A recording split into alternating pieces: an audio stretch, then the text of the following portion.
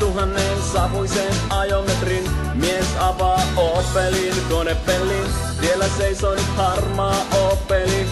On lokakuu ja sateinen keli. Akkuhapon käry silmää kirvelee. Jossain leimahtaa Opel yskäisee. Kaiva kännykkä ja soita taksi. Työnnä suohon jo se helvetin Opeli.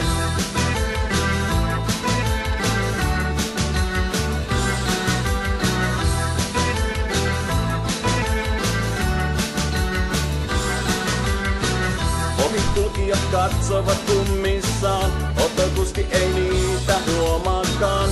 Hän virta avainta niksauttaa, mutta Opeliahan ei käyntiin saa. Hikikarpaloita näkyy otsallaan. Kuka käski mennä Opelin ostamaan?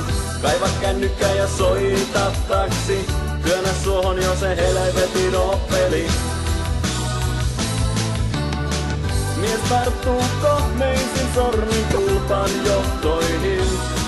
Vasta viime viikolla hän osti uuden moottorin.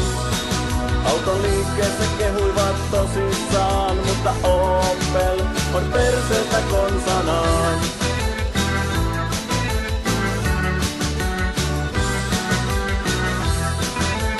Mutta, mitä tähän sanoo Opel-kuljettaja itse?